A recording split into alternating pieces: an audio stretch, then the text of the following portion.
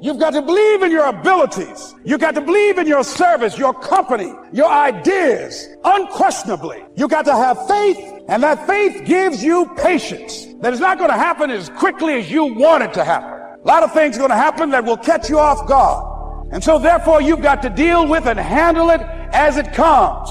And not only that, but that faith and patience drives you into action. You've got to keep moving and keep plugging away.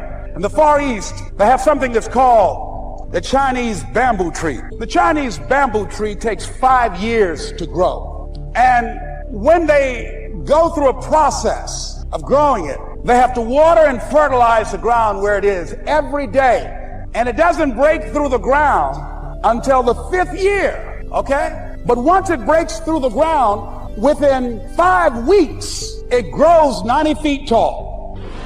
Now the question is, does it grow 90 feet tall in 5 weeks or 5 years? The answer is obvious. It grows 90 feet tall in 5 years, because at any time that person stopped watering and nurturing and fertilizing that dream, that bamboo tree would have died in the ground. And I can see people coming out talking to a guy out there watering and fertilizing the ground that's not showing anything. Hey, what you doing? Been out here a long time, man. And the conversation in the neighborhood is, you growing a Chinese bamboo tree, is that right? Yeah, that's right. Well, even Ray Charles and Stevie Wonder can see ain't nothing showing. You know that's how people gonna do you? So how long you been working on this? How long have you been working on your dream? It's good. And you have nothing to show. This is all you got to show. People gonna do that to you. And some people, ladies and gentlemen, they stop. Because they don't see instant results. It doesn't happen quickly. They stop. Oh, no. You got to keep on watering your dream. And when it began to happen, they stopped laughing. They said, look, whoa, look here. Look out. Hey, man, you know, I know you could do it. Look here, you got a job here?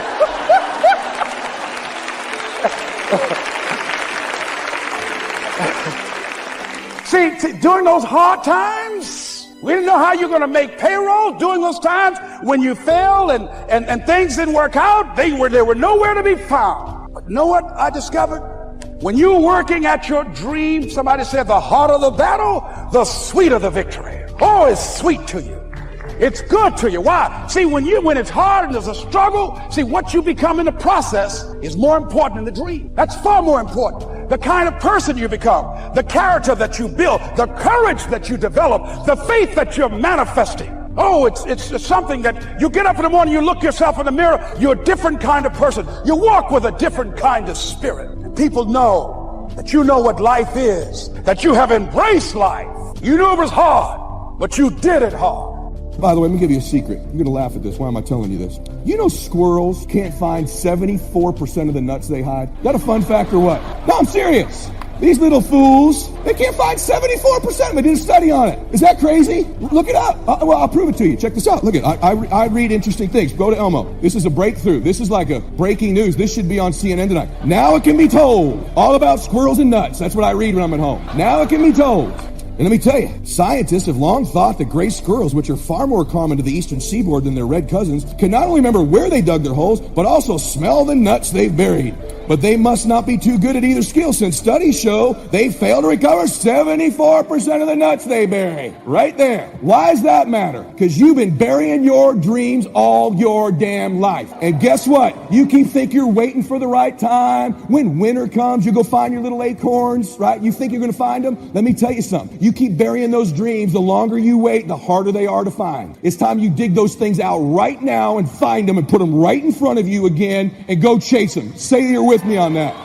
Jamie said it earlier and I said it. You absolutely can have it all here. You can have a great family and a great business and a great financial situation and feel great about yourself and travel the world and do whatever the heck it is you want. But you need to dig those dreams out right now. I want you to start picturing, what is it that you really want? Why are you really doing that? Really? Is it for any of those people sitting around you? Do you want to make any of them proud of you? Do you want to prove all of them they were right? Do you want to do wonderful things for your children? Do you want your children to know they can do anything in life because you've done anything in your life? God made you and believes in you. He's around you all the time. He wants to bless you. He wants you to do great work for people. The more you carry him with you into your phone calls and your meetings and the interactions with people, the more he'll bless them. There'll be setbacks. There's going to be people be mean to you. That's all part of the process. That's part of the jockstrap. That's part of the best day of your life, worst day of your life stuff. But let me just tell you something. You can't get there unless you invite those people with you. Now, are you willing to do the ugly, by the way? Do you know what the ugly is, right? The ugly is doing all the stuff the people who lose aren't willing to do. You got to make those phone calls. You got to see people. You're going to have to put up with some rejection. You got to put yourself in an uncomfortable place. Listen to me.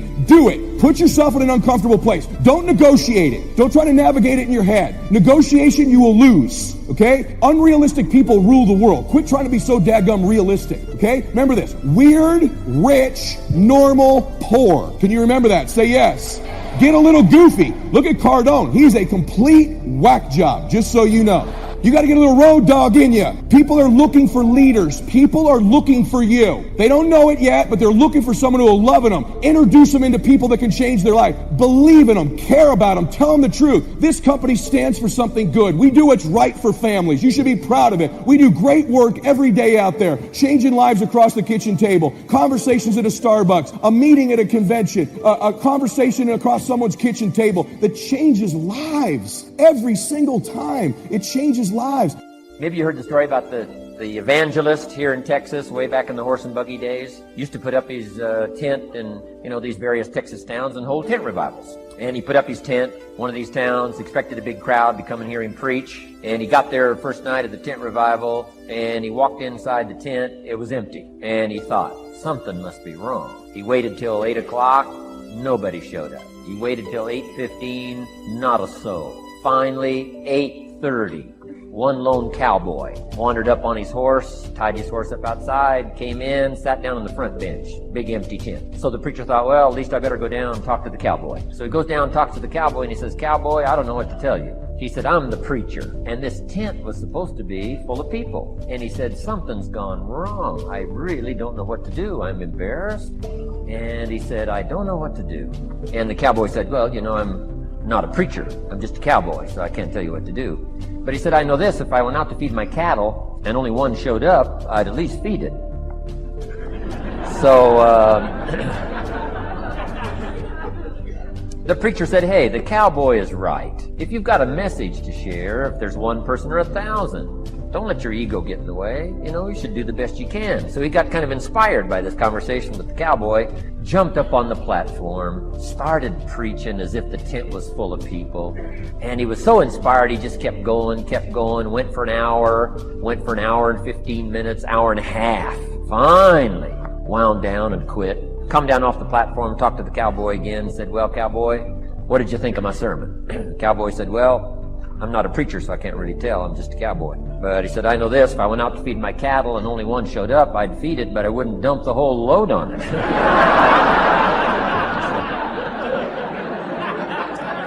So, if it seems like we're dumping the whole load here today, I guess we really are. But you guys are working hard. Does anybody have 4 pages of notes? Oh, wonderful, wonderful. My job, I'm getting it done. Wonderful. We should give a prize one of these days for the most notes. Fantastic. I congratulate you. You're working as hard as I am. I appreciate that. Okay, we got some more work to do, so let's go to work. Everybody's okay? Say, I'm okay. I'm okay. All right. I'd love to take you with me as my traveling audience. Wow. We've covered the first 2 abilities in the personal development quest. One is the ability to absorb, don't miss anything, pay attention. Good watchword for the 90s, pay attention. Things are moving so fast these days, you gotta pay attention, pick it up, soak up the colors, soak up the sounds, soak up what's going on. Second, respond, let life touch you. Let the emotions affect you as well as the sights. Now here's the third ability, develop the ability to reflect. Reflect means go back over, study it again. Go back over these notes that you're taking today. Go back through the cassettes one more time. Read the text one more time. But there's more to it than that. Go back over your day. I call it run the tapes again, so that the day locks in firmly. Here's some good times to reflect. 1, at the end of the day. Take a few minutes at the end of the day. Go back over the day. Who'd you see and what'd they say and what happened? How'd you feel? What went on? so that you capture that day. A day is a piece of the mosaic of your life. Number one, don't treat it casual. Number two, get from the day. And then number three, go back over the day so that it locks in that experience, the knowledge, the sights, the sounds, the panorama, the color motion picture of the day. Just lock it in so that it will serve you for the future. Having that day, not missing. Next, take a few hours at the end of the week called time to reflect. Go back over your day timer. Go back over your calendar. Go back over your appointment book. Where did you go and who did you see and how did it feel and what went on? Capture that week. A week is a pretty good chunk of time. Next, take half a day at the end of the month called time to reflect and do the same thing again. Go back over what you read. Go back over what you heard. Go back over what you saw. Go back over the feelings to capture it so that it serves you. Next, take a weekend at the end of the year to establish this year now firmly in your consciousness, firmly in your experience bank, so that you got it, so that it never disappears. Good ability to acquire, the ability to reflect, go back over, remember, remember, remember. It's so valuable to be able to remember the thought, remember the idea, remember the experience, remember the occasion, remember the day, remember the weather, remember the emotion, remember the complexity, remember the highs, remember the lows. So valuable at the end of the day. Lock that day in, lock the month in, lock the week in, lock the year in. Well, listen, on the way to accomplishing your dreams and visions, there's going to be a lot of challenges. There's going to be a lot of setbacks. It's not going to be easy. And discipline is a huge part of it. But more important than discipline is your faith. You are a religious country. If you do not hold on to your faith, whatever it is, you cannot make it. You can't. I'm sorry. I don't care what your faith is. Without your faith in God, along with the discipline, you will never make it. You cannot get to the top without faith. If you get to the top without faith, it's temporary. It will not last. You have to stay focused because listen to me, it's really, really hard to be successful. Let me tell you this. Look at me. It's really, really hard to be successful. But I want to tell you something else. It's really, really hard not to be successful. I've been both. See, you see me today, but you didn't see me in school when I had a severe stuttering problem. I couldn't talk without a stutter, and I flunked out of school. You're looking at a man who was homeless. I lived in a car for 3 years. Me, you see all of these TV shows and Suits and Hollywood, but I lived in a car for 3 years. I made a lot of mistakes. You have got to be really, really focused because challenges are going to happen all throughout your life. You're going to be told no over and over and over again. You're going to have people in your family who will not believe what you tell them. I'm going to be a TV star. No, you're not. No, you cannot. You cannot be a TV star. No one in this family is a TV star. No one in this neighborhood is a TV star. No one in this school is a TV star. And you stutter. And you black. So what? Now you're going, whoa, I cannot stop being black, so this is with me. So my focus and my faith, my belief in God, He has kept me through all of my dark moments. When I was living in that car for 3 years, God, He kept me. He kept me understanding that He was just testing me, that I had to pass all my tests. That's what happens to a lot of old people, see. They stop passing the test. They thought that because something happened to them negative along the way, that it wasn't meant to be. That's not true. It was just a test. You gotta keep passing the test. You dig? Life is never going to be just, you just can't, silly. You can't just, happy.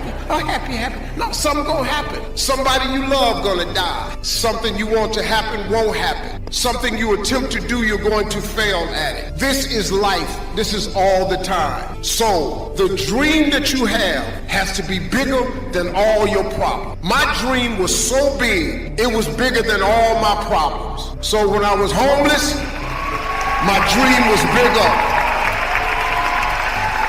When they told me no, my dream was bigger. When they said you were black, we will not hire black people here.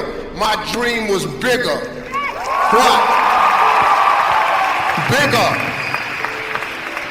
My dream was bigger than all my problems. and my faith in God, what they gonna do? What? When you have God, you have everything. You have everything. That's serious business. That's the business.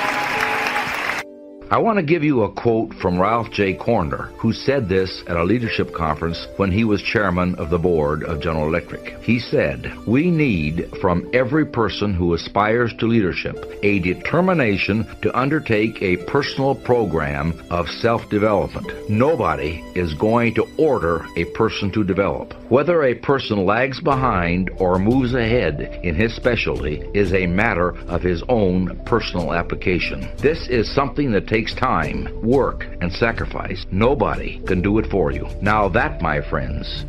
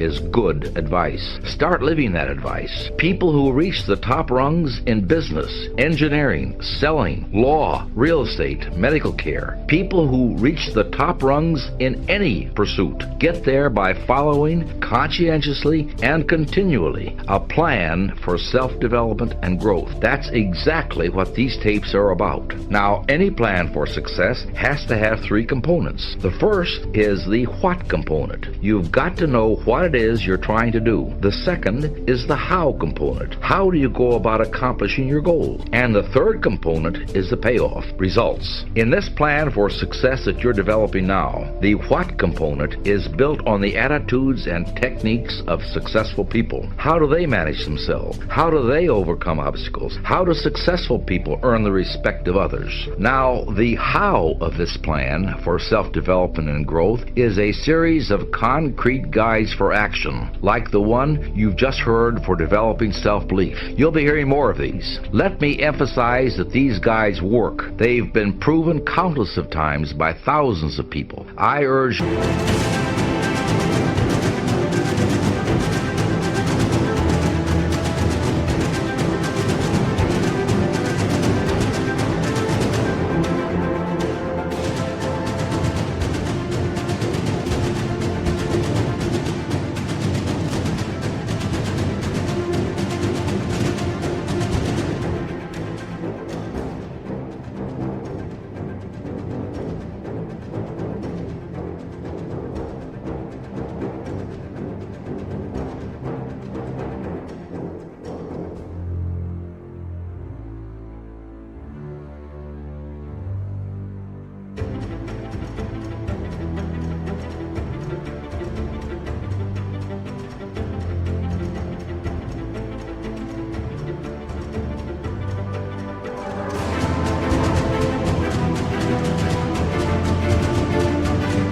to try them and see for yourself. This leads to the third component, results. Let me tell you what results you can expect, and I assure you that conscientious application of this plan will achieve them. Your personal training program for success will bring you greater respect from your friends and family. It'll bring you the admiration of your business associates, greater status, increased income, and a higher standard of living. Think of this plan as an experiment, and you're the scientist in charge. You already have a a fully equipped laboratory in which to work and study. That laboratory is all around you. It consists of the people in your life, the people you see on the street, the people you work with, the people you live with, and of course, yourself. This laboratory is rent-free, and there is no limit to the amount of time you can spend in it, nor to what you can learn from it. So, as the director of this laboratory, you'll want to conduct some observations and experiments. I want to give you an experiment to start with right now. To conduct this experiment, pick the 2 people you know that you feel are the most successful. If you want to, jot their names down in the booklet. And then pick the 2 most unsuccessful people that you know. And as you follow this plan for self-development and success, come back to the set of names and observe how the principles and ideas that you'll be hearing apply to these people. Anytime you run across an attribute or a practice that pertains to successful people, recall the names you've picked and see who it best applies to. And do the same for the unsuccessful attributes that you'll be hearing. For example, self-belief is the important attribute of successful people that David Schwartz has described. Which of the people you've picked does it apply to? If your experiment bears out the results of others who've conducted it, you'll notice that successful people adhere to the techniques and methods of positive, big thinking, while unsuccessful people display the attributes of self-defeat and mediocrity.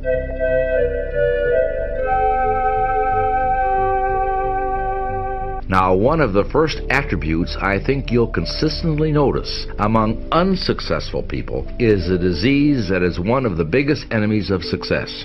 I call this disease excusitis. Here's what excusitis sounds like. I don't know if I can do this job. I mean, this is really out of my league. I'm not a genius, you know. Well, I'd like to take on more of the work that would really be important to me, but I really don't see where I have the time to do it. I'm really rushed now just to finish the work that I already have. I can't imagine how I would find more hours in the day to finish more work. You know what they say, you can't teach an old dog new tricks, and believe me, this old dog is just too far along to start anything new at this point. Look, with my health the way it is, I just do what I can to get by. I'm not about to press my luck and give myself a heart attack. Sounds pretty awful, doesn't it? And if you looked at the lives, ambitions, and accomplishments